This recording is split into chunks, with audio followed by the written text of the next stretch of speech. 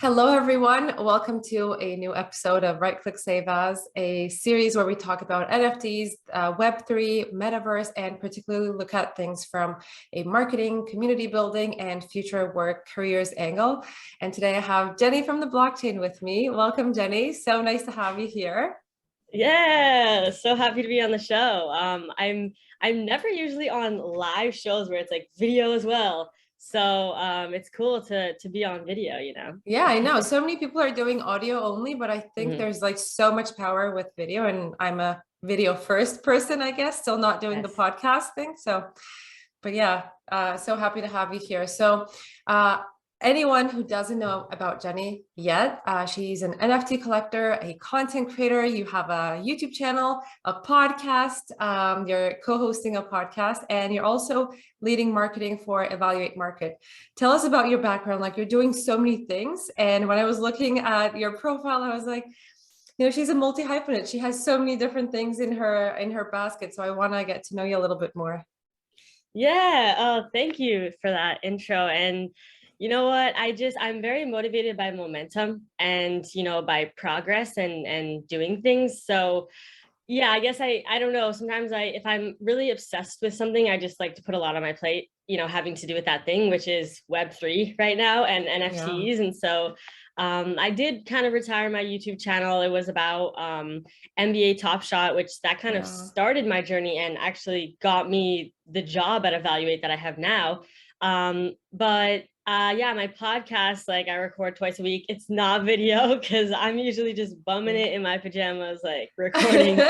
but yeah, and it's just fun to kind of do a lot of different things within the Web3 space because there's just so many things to be done, so it's like, yeah, I feel the same. Once you kind of dip your toes in, it's like I want to do a piece of that as well. Like, I don't want to miss out on this other opportunity because that's like another good learning opportunity. So I've been the same since I also joined in, which is later than yourself. But yeah, I wanted to ask you, like, how did you actually get into Web3? What did you do before, and what got you interested? my Web3 journey probably started when I first invested into cryptocurrency like Bitcoin and Ethereum and Litecoin at the time as well. Back in like 2017, I actually so I was just graduating college, got my bachelor's of science degree in psychology, and my sister, she had dropped out of college, and she was, kind of starting to learn taking these like entrepreneur courses and going like this like entrepreneur route. And so she started learning about cryptocurrency through that. And we would always like drive together in the car, and she would like force me to listen to these podcasts. And so, inevitably I got into crypto and kind of like the entrepreneur space as well because of her. So shout out to Steph Sutto for that one. And, after I graduated, I really didn't know what I wanted to do. I was very much like, my number one goal in life when I was a kid, I didn't really have big goals. My goal was to just go to college. That was my only goal. And so once I accomplished that, I was like, well, what the heck am I supposed to do now? And I didn't even have anything planned or lined up, and I didn't know what I wanted to do. So, and I think a lot of people are in that situation as well, like go to college. And so I kind of took a bit of a break, and I was like, you know what, I was working, I was serving and paying for college as I went. I didn't want to take out any loans. And so, I didn't really have any money. And I was just living at home, like not knowing what to do. And my sister was like, let's start a business together. Like, she was really inspired by all these courses she was taking. And we basically started this small business of a glitter company, and kind of solving the problem of glitter not sticking to you when you go to raves. And so we created this gel formula that worked. And that's kind of how my marketing journey began as well, because we never ran ads or anything, but we just kind of grew a following on Instagram. And, we're like, oh, this is how we can get customers, and, just kind of learning social media. And then shortly after, we moved to Seattle, Washington together, just to kind of start a new adventure and continue to do the glitter thing, and thought, you know what, let's try to get a little bit more serious about this. So we started going to a bunch of entrepreneur events. And then we just fell in love with the entrepreneur space and the events. And we're like, okay, how can we make this what we're doing next? And, we were also serving full time at the time. Basically, we get this opportunity to do this whole US tour and run the social media for this whole like event of like, Wow. a bunch of entrepreneur events like all around the US. And so, we just start doing that. We kind of take a pause on the glitter thing, which we later ended up just, stopping altogether. And, we do this whole thing where we're going all around, and we end up speaking on stages and like teaching about social media, and like just this whole thing comes about from it. And then that ends. And we're like, oh, what are we supposed to do now? We weren't even really making money off of that. Like we were making some commission from like some, selling private dinners and things like that or whatever. But it was like, oh, great. We this wasn't like a stable thing to do. This was just kind of something for experience. And so then we decided to move again. We moved to Florida, and which I love Florida. It's the best. The beach. Yes. Me too. Honestly, I'm considering too. Yes. I'm like, I need to move back. And so we were kind of like, okay, we get back to serving, right? And we're like, not really sure what to do. We love social media. So we know, we're good at that. And basically we start TikToks like separately and, with totally different niches. Mine was like makeup niche and everything. And I was always super passionate about makeup. And we started growing following on TikTok. And, we had this mentor who he knew all about the algorithm and how, to best like, do things in order to, get more attention and things like that and grow a following. And so, we quickly grew a following over several months, and grew up to like 700,000 followers on TikTok. And I ended up starting to realize that, oh, I can monetize, I can figure out, oh, how do I monetize my audience? How do I make this what I do for a living? Like, this is fun. Let me make this more than just, a side thing that I'm doing, for attention or for fun. So, I started just reaching out to a bunch of beauty brands, and I put together, a whole media kit and everything. And I'm like, here are my rates if you want to work with me. And oh my God, I have so much makeup that like I've been sent for free, just like, oh, like we can't pay you, but here's a bunch of makeup. And then of course, some companies will say yes, and then, started doing sponsored videos, and then kind of became my sister's manager and did that for her as well and helped her get deals and stuff. And that was fun. Did that for a bit. And then we decided to move again after our lease was up. It was a year. We moved to North Carolina and kind of stopped the whole TikTok thing because didn't really feel super passionate about it anymore. And, we just wanted to move on to something else. And so we didn't know what that was going to be. And actually we didn't even have jobs. We literally like forged like an offer letter, like to get into our new apartment in North Carolina, because we were like, we want to move, but, we don't have a job lined up. And, we just felt like we would make it somehow doing something, but we didn't know what. And so as you can see here, the theme is just figuring it out. Yeah, just like right?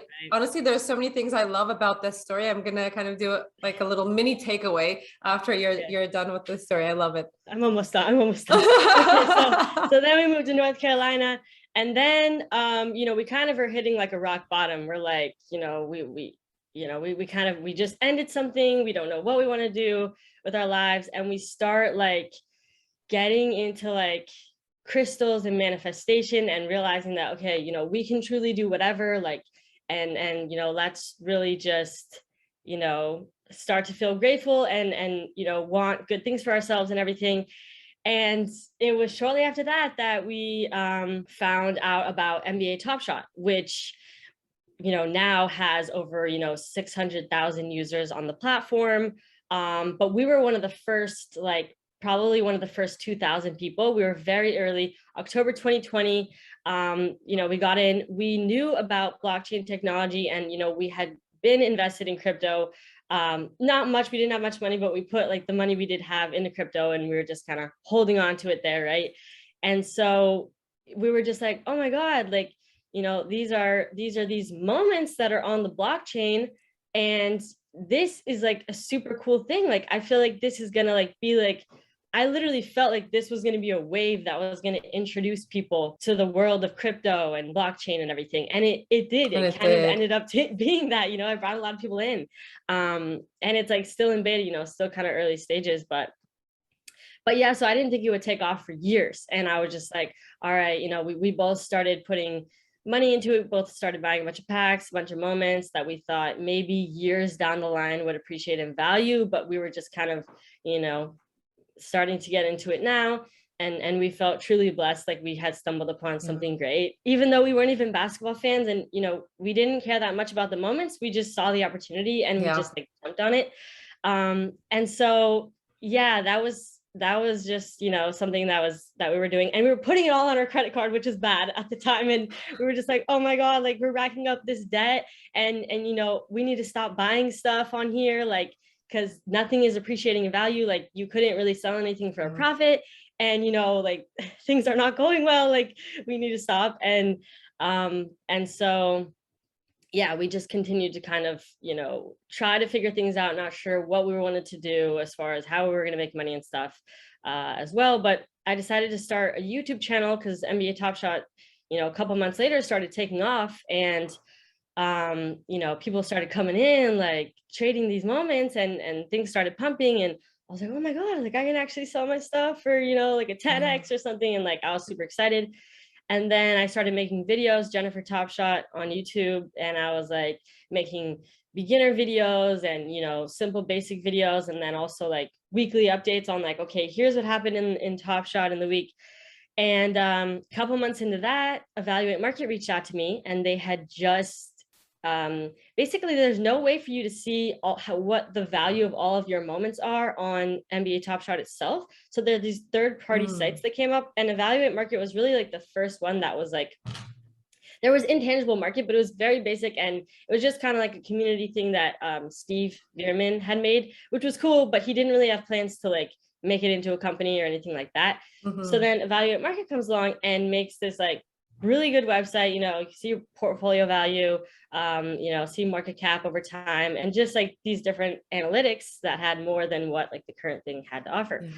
And so, you know, they were just getting started. I was their first hire, and I was really just, they were like, can you help us run social media? Like, you seem to be good at that, you know, doing this YouTube thing. And I was like, a full-time job, let's go. Like, I was excited about that. And I also had a lot of prior experience, you know, building up a social following and all that, you know, I could bring to the table. So yeah, I was doing the social for a while, and then ended up getting promoted to head of marketing, and you know, now slowly building out a team. And you know, it's a lot of fun. I've been it's almost been a year that I've been working for Evaluate Market. So yeah, and then Topshot kind of started declining and, you know, going down a bit. And so then I ended up pivoting, and I was like, okay, this is getting a little bit depressing. I need to pivot. And so as far as my content went on YouTube, I decided to kind of retire that and get into NFTs in general, and, you know, started getting into ETH-based NFTs and made a podcast. We almost reached 50 episodes. In a week, we'll be 50 episodes in NFT Catcher Podcast. Have like 150 plus downloads. You know, we've been doing well, and we're really excited about it. And that's just out of passion. We don't really make money on that or anything. So it's just kind of something fun. And also, you know, got the opportunity to speak at VeeCon, to be a panel host from that podcast, which is exciting. But yeah, that's kind of, and then, yeah, I don't know, just collecting a bunch of NFTs, slowly started collecting my doodle, which is like my most valuable NFT I have. Actually traded with one of the co-founders of Doodles. I traded some NFTs because I didn't have enough ETH at the time. It was like a 1 ETH trade. And now I'm just like, I'm keeping this forever. Like, this is like, so yeah, anyway, that was kind of a long story, but that is actually so inspiring. I think like the audience is going to find so many different points that will resonate with them, starting all the way back from not knowing what to do after college, because most of us, I mean, that is just so common. Most of us, you know, the first big goal in life is to go to college, to complete that. And then once you're out, it's like you're a fish in the ocean and you don't know what to do.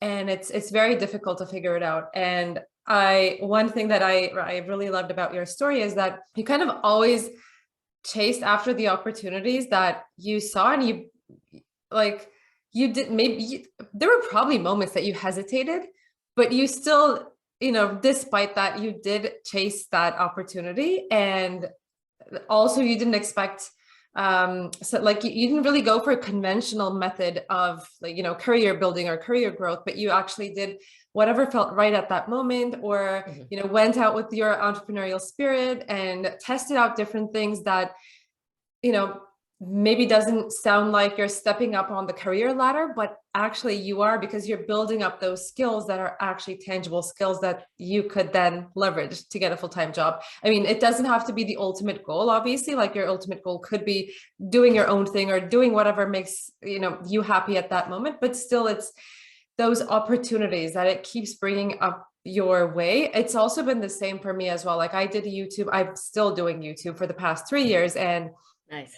Never in those 3 years it's been the main, like, revenue source for myself. It's always been something I really enjoyed doing, and I really felt like I could contribute back, like give back to the community this way, and build a community, and also test out some skills too, because originally when I started, it was like, I need to learn about video marketing. That was the only goal of me starting a YouTube channel, and also just trying to beat my own video fears. So that was why I started. And not, 3 years later, it's like, it keeps bringing like consistent opportunities in so many different paths, whether that's in a form of collaboration, or whether that's meeting someone like yourself, or whether that's like speaking opportunity like you have now with VeeCon, which is insane, which is wild. I'm sure you're feeling really, really excited about it. So right now, okay, things have changed for you. Like, you've been on the entrepreneurial journey for a very long time, like even tours and TikTok journeys and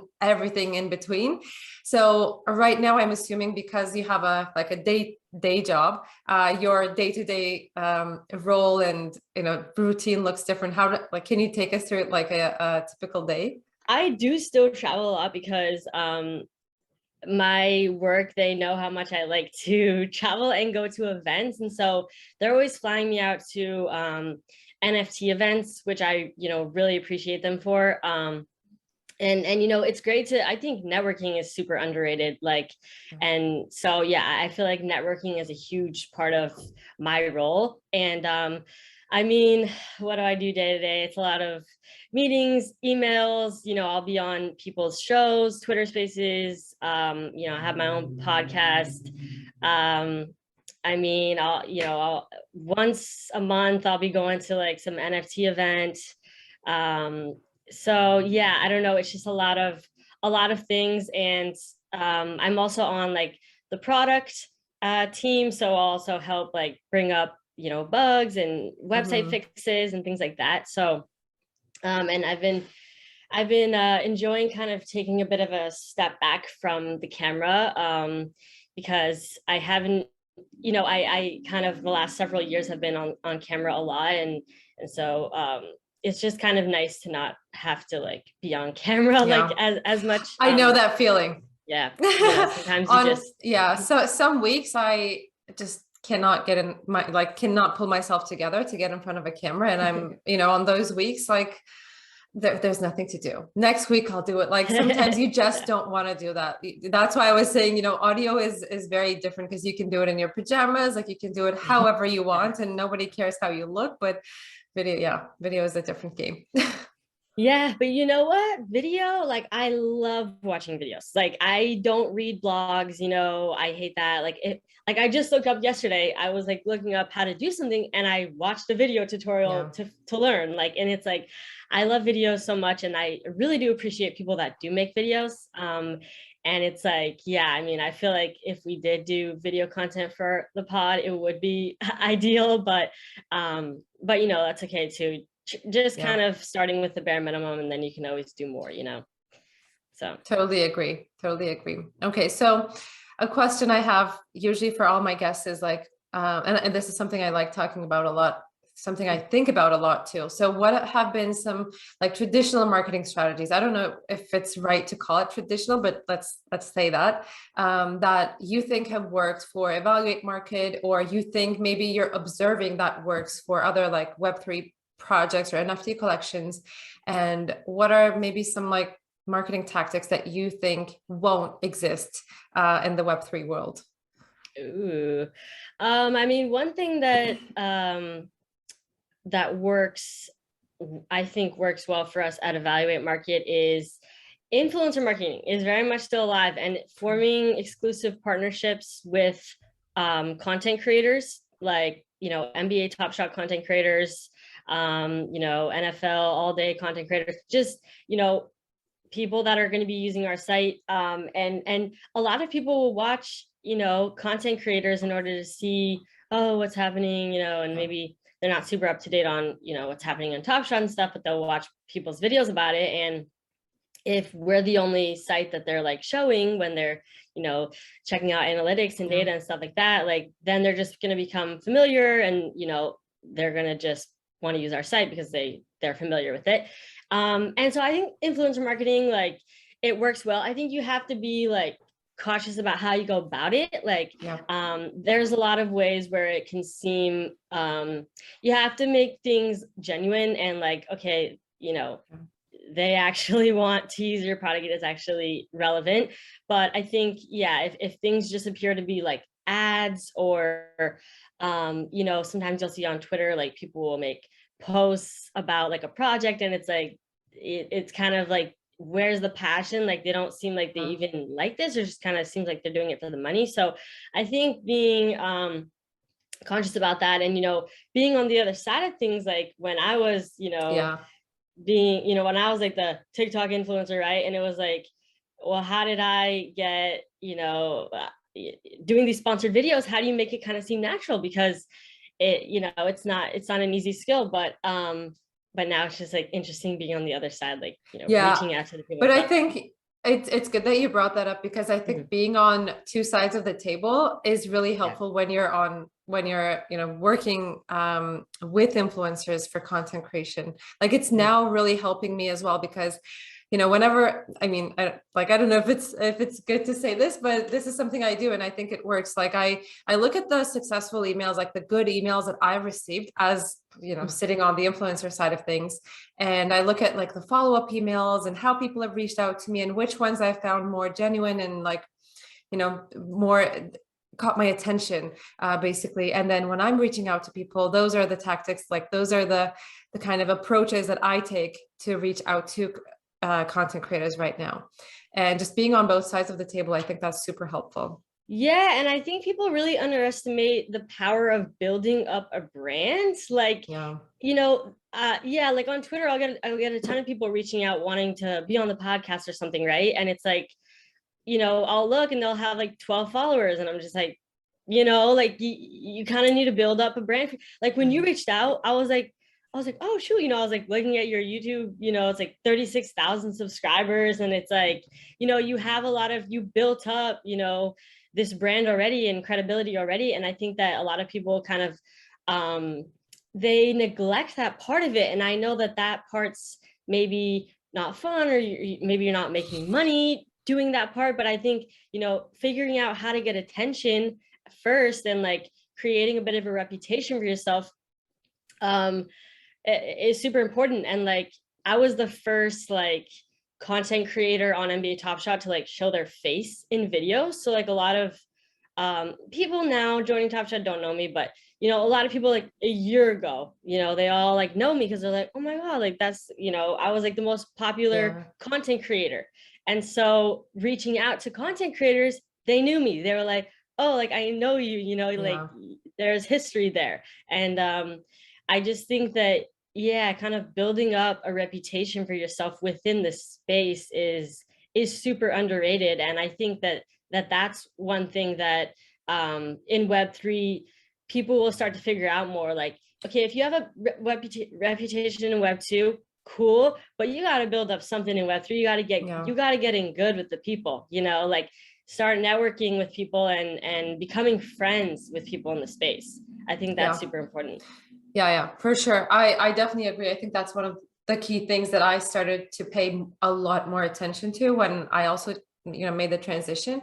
Because my previous roles were, most of the times it was really focused on like individual work and analytics and like content, but it was solo work. It wasn't really, engaging with a lot of other people or making connections like on a regular basis at least. And as soon as I was like, okay, Web3 is going to be my next thing. That was the first thing I started to build up as well. And I mean, yes, this is the most difficult part, I think, like getting that attention, building a reputation, providing value to people for, consistently for some amount of time until you get that attention or build your audience. That is the most difficult thing to do in the world. But yeah, that's essential. Like that's the core element to, establish those connections, I think. Yeah, and I think providing value, like coming from a place of wanting to help and like, you're not trying to, oh, I'm just doing this to grow a following.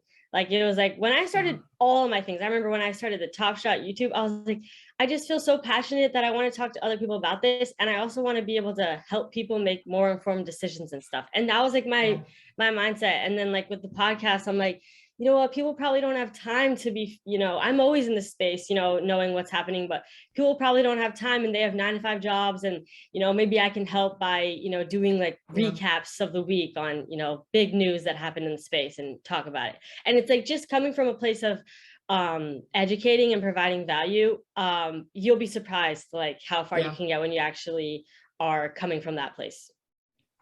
Fully agree. It's always been my position as well, and it has always served me well. So definitely agree with that. So what do you think some of the things that are the most challenging with Web3 in terms of marketing, getting attention, or any tactic that that you've tried that had worked for you in the past with your other businesses, but doesn't work in Web3 for some reason? Ooh, that's a good question. I think it's very different building the brand, building a personal brand versus building like a company brand.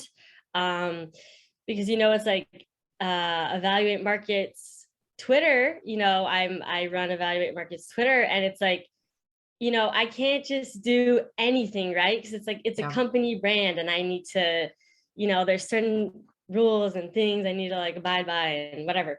And it's like, I think that has been, an interesting challenge for me of, okay, I have a lot of experience building a personal brand. Well, what about a company brand? And I guess, for me, I try to leverage the fact that well, what am I good at? And it's like, well, my personal brand. And so I do a lot of times, I'm like focusing on building my personal brand and talking about Evaluate Market through my personal brand versus like really trying to build up, the company brand. Because the thing is, I also realize is people don't know like who's behind like business accounts and stuff, and they just feel like a little bit different about, like if I were to tweet something, it's for me, it's person, but maybe I'm behind the evaluator, maybe you don't. But when I tweet something from there, it's like, well, it's a little bit different because then it's like from a company. And I don't know, it's something interesting that I've kind of observed of like, okay, you kind of have to go about things in a bit of a different way, like when it's from a brand versus like, a personal brand. And I mean, I'm constantly learning and growing, and I'm not perfect, I don't know everything, but I try to learn from different people as well. There's a lot of knowledgeable people in this space, and it's like everybody has their own skills that they bring to the table. And I think that's the beauty of Web3, is that this space is so new that we don't really know what works super well, because things haven't been around long enough to know, if, is this thing works super well, or maybe it just works super well right now in this exact moment, but is this a foundational thing? Like, I don't know. But so I think everyone's just kind of figuring things out, as we 100%. Yeah. And the fact that you said something that works right now won't work in 2 months time. That's so true, because I remember just maybe beginning of the year, we were contemplating between starting like activating our Instagram, because we had the Instagram account and also YouTube as well. And we were just, debating, like, should we actually pay attention to this? Like, is it worth our efforts and time to, create content for a different platform, as we're still like a small marketing team? And at that time we were like, no, maybe it's not the right time, because Instagram is still not used like by NFT enthusiasts, or it doesn't really resonate with people there. But only, I think, a month and a half after that, we were like, okay, I think there is something going on with Instagram. We should get into it. And then we started to actually create content for Instagram, and it's been working well. So it can really like super fast change. And you have to, I think one of the big things about, like, important things about being a marketer in Web3, or actually in any role in Web3, is you have to be open to those very, very fast changes. And yeah, just pivot your strategy, whether that's a marketing strategy, whether that's a product strategy, whatever it is. It's also like new audiences coming in every single day. I don't know how many, but like, I'm sure there's like new people onboarding to this space every single day, and they bring their own behavior and their own knowledge or inexperience in the space. So we have to be always, I guess, aware of that as well. Yeah. And I think right now, like, Twitter and Discord are like the main social channels for Web3. And like, I mean, for Evaluate Market, that's what we really focus on, is Twitter and Discord, right now, because that's like the popular thing and that's what everybody's familiar with. But you're right, there's other things happening. It's like, okay, well, what's happening on Instagram? And maybe there's all these other platforms that it's starting to break out of just this, okay, well, yeah, it's just Twitter and Discord. Well, there's people on other platforms that are just starting to learn about NFTs that, maybe you can capture them on different platforms. Honestly, it was easier when it was just Twitter and Discord. When I first started, it was just Twitter, Discord. I was like, okay, I mean, it's just one channel, like we can do that. And then all of a sudden, I think it's about the time when I was just telling, like, the previous story, is when Facebook, now Meta, introduced that they are also going to incorporate NFTs into their platforms, whether it is going to be shoppable. I don't know like what they're planning to do yet, but as soon as that news was out, it literally means that, new heaps of people are going to enter this space through content that's going to be created on those platforms. And now I'm actually seeing a lot of NFT content on Instagram. I don't use Facebook at all, so I don't know. I've seen a couple of NFT groups that have like very big following. I don't know what they do or what the content is that they share, but it's also quite popular on TikTok and YouTube too.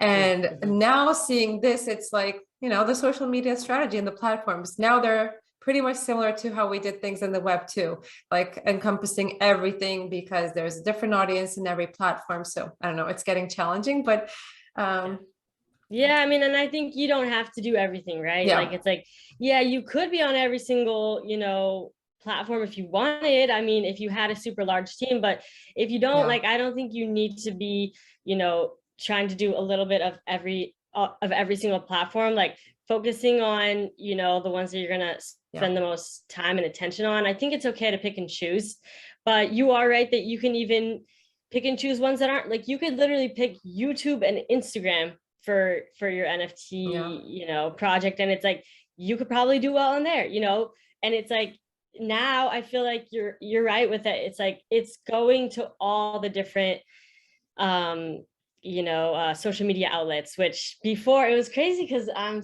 telling you, like, a year plus ago, I did not think that it was going to really blow up this much. And if it did, I would thought that it was going to be like a top signal and then everything would crash. But things have just been going like crazy this whole time. And it's really mind blowing to be kind of a part of that journey of when it was like, oh, just wait till people hear about this. And then now it's like, oh my God, literally everybody has heard of an NFT. Like, it's actually crazy to think about. Yes, they don't know exactly what it is. Like, my leasing agent, she's like, imagine what next is an year? NFT? And I'm like, freaking doing this whole, so an NFT. And I'm like saying this whole thing. And but it's like, she at least, let me bring out my pitch deck and I can start. No, how much time do you have? Oh yeah. Okay, so I wanted to also ask you, what is one Web3 brand or an NFT project that you think is doing a stellar job with marketing? I honestly think Doodles is doing great. Yeah, because first of all, I always believe that, I mean, you can't have great marketing unless you have a great product. And Mm-hmm. I mean, Doodles, like if you think about the team, which I think the team is one of the most important aspects of an NFT project. Two of the founders previously worked at CryptoKitties. And so, they were big into CryptoKitties. That was the first ERC 721. They have a lot of experience in the Web3 space and, NFT space. And then Burnt Toast, the artist, an established artist that has done a lot of different collaborations and, worked with a lot of big Web2 brands. So just the credibility of the team so far was already like, well, that's just great, right? But as far as like marketing, I think they've done amazing job of really cultivating a strong community, as well as at South by Southwest in Austin, Texas, they did a whole Doodles experience, and it was Yeah. actually open to the public as well, which I loved. But of course, you had to wait in this super long line if you didn't have an NFT. If you did, you could just go right in, whatever, which was nice because then you got that like VIP experience. Yeah. But still, everybody kind of was able to be a part of it as well, which I think is huge for brand awareness. Yeah. And I think, yeah, they're doing a really good job of, trying to also branch out of just, the Web3 space, but also let everyone else kind of know about, oh, what are Doodles and things like Yeah. that. So I think they've done a Yeah, great I like job. it. Of course, yeah, Yeah. there's a ton of other projects that have as well. I would love to be a part of it too. And I've seen the like short video clips and some images of that experience. And I think it's like the word, yeah, I was going for experience. Like they're building that Doodles space experience. That's like very encompassing. And I love that I didn't know it was open to public. That's awesome. All right. So for marketers, I love to ask this. What do you think marketers that are kind of now hearing about NFTs, Web3, how can they capture this opportunity? How can they transition from Web2 jobs, or how can maybe they don't have jobs, but they're still like in school? Because I know there's a lot of students that are watching these videos. How can they capture the opportunity that exists in Web3? Are they late? Also, no, I don't think you're late with opportunities in Web3. There are an abundance. I feel like there's an abundance of opportunities. And to be honest, like if I was, maybe I was in school right now and I was like, oh my God, how do I work in Web3? You don't really need that much experience, but start getting familiar like with what's happening in Web3. And I would honestly start reaching out to different projects or companies that I would want to potentially work for. And I would kind of say, here's my skill set. Here's what I would, want to do for you. Here's what I could do for you. Or maybe you could even ask, do you have any opportunities? I always kind of think it's cooler when, like, sometimes people will reach out to me, hey, do you have any freelance work? Like, I'm a writer. And I'm like, yes, actually, we have a blog and, you can write for us. Like, let me see your work in the past. And it's like, just even reaching out to companies that you potentially want to work for and saying, here's what I'm good at. And, is there like an opportunity there? I think that's huge. And just making connections in the space, like I had said earlier, like you'd be surprised with how far you can get simply by making connections. And I truly do believe that anything that you want to do, you can do. So really think about what is it that you would want to do? Like, what do you want experience doing? What do you, how do you want to be a part of Web3?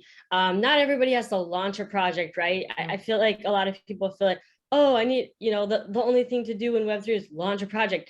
That's not true at all. There's a lot of projects that need help that, if you want kind of a safer thing to do, it's definitely super risky launching a project, but helping out other projects, helping them build and, working as a team is like, that's really one thing I've learned is like working as a team, working at Evaluate Market. It's like, there's a team of us and, we're all in this together. And it's really fun working as a team, in my experience. So, but yeah, I would say, just jump in and try to find opportunities for yourself and get some experience and then, decide what you want to do and go after it. There's an abundance of opportunities. Like there's so many people hiring. We're hiring, like reach out to me. Like I know everyone is hiring or everyone. even if they haven't yet posted about job posts or like hiring notices, if you realize that there is a gap within their marketing, and if it matches your skill, or you think that you can do better with something, or they can do something differently, that is also another angle that I think I suggest a lot of people do as well. I've actually reached out to a lot of projects like that when I was just starting out. And even though I did have a full-time job at that moment, I still wanted to, help out some projects that were just kind of blooming and that really aligned with me on a personal level. For some reason, like they're either the mission, or I wanted to work with their team. I just wanted to get like connections with their team. There was so many people I reached out, and I think people are still very accessible, because because it's still not a very, very big populated space. And I think it's the perfect time to take that opportunity. That's what I say all the time to anyone who asks me, like, how can I get into it? As you said, like, understand what's going on first, because if you don't know what's going on, but you just say, hey, I want to be a part of Web3, but nothing else above that, then I don't think that's going to really get you anywhere, because people do expect at least a little bit of familiarity. Like, what have you read? Like, who do you know? Which groups are you a part of? Like, it doesn't mean that you have to own NFTs, but like, have you joined their Discords? Like, have you looked at their Twitters? What have you read so far? Even that gets you to one point, and then participating in like Discord groups, maybe providing some value. Like, how I learned about what a DAO is actually by joining one and getting involved, like in the conversations, reading what they're doing on a day-to-day basis, like joining their spaces on Twitter and whatnot. And that gave me an idea on what actually a DAO does and how it functions. And if I was only reading it on a resource, it would probably not be the same understanding that I would get from, contributing to one. So I love that. Yeah. Real experience. It's like, what is it called? Like immersive learning is like the best. Yeah. When it's just like, you're just doing it, like you're in it, 100%. It's most of us because I think conventionally we've been told that when you start a job, you actually start earning money, but that's not necessarily how it always works. Like, you start building some experience, you invest some time first, and then you kind of reap the benefits, I think. And I think that's just the mindset shift that we need to be comfortable with. Right. And realizing that things take time, and you don't have to have everything figured out in your life right away. Like, you can take time to explore, different options of what you want to do. And you can take time to build things up and to learn. And actually, when you were talking, you reminded me of my friend. He was working these graveyard shifts. I met him through NBA Topshot, and he was into NFTs and stuff, and he was working these graveyard shifts, terrible, like working in a warehouse, like he hated it. But he was a moderator in Evaluate's Discord and in a couple other Discords, and just kind of getting experience doing that. And he kind of didn't even really feel confident, like, oh, I don't know if I could get a job in Web3, but I'm just here. And I recommended him for a job as like a community manager, and he ended up getting it. And he was like, oh my God, thank you so much. Like, and it's like, now, like, that's what he does full time. He doesn't have to work, these graveyard shifts and everything. And yeah, and sometimes people can have like that feeling of like, oh, he's like, I feel like I don't know enough, or I feel like, I don't have enough experience. And it's like, bro, like, you have more than you think you do. Like, no one has enough experience. Give yourself some credit. Yeah. Like, yeah. And you don't have to be perfect. Like, that's okay. Like, just shoot your shot and try. The worst thing 100%. That happens is you got fired a couple months later and you go back to the factory. Like, I don't know. I know. Right. Yeah. Nothing worse than what you are already doing. Awesome. Exactly. Awesome. Thanks so much. Okay. I love that. That gives so many people hope, I hope. And finally, I want to ask about the VeeCon panel. Do you already know like what panels you're moderating?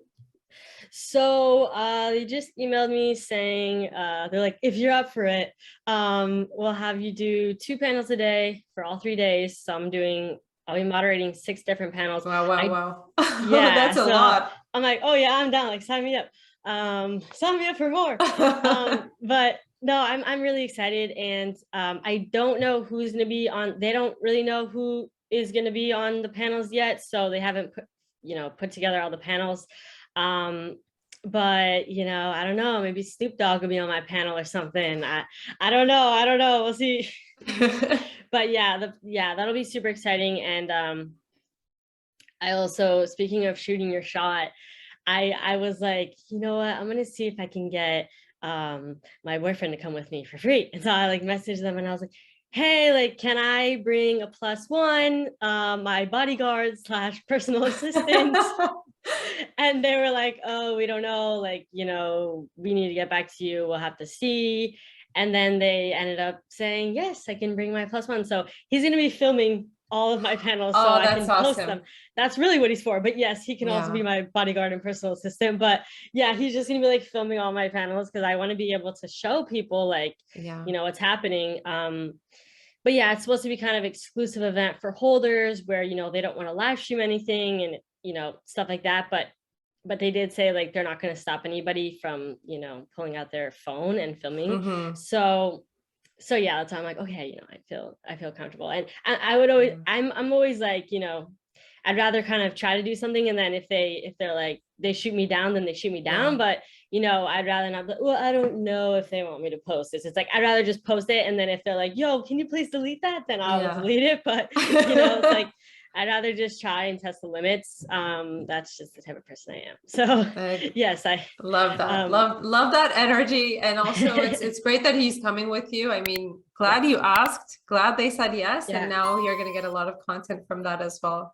Yes. On top of the experience of going there with your boyfriend, obviously. Yeah. And I'm just like mostly excited to meet more people in the space and just connect with more people. That's like always my favorite part, is just connecting with people, talking with people. And yeah, also, testing out my speaking skills. So, or panel hosting skills, whatever. So we'll see how it goes.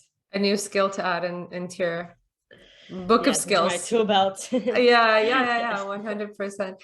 Well, thank you so much. This was such a lovely conversation. I've taken so many things away from the conversation. I'm sure the audience has as well. Thank you so much for your time. Please, people, like, subscribe, share the video. Share this.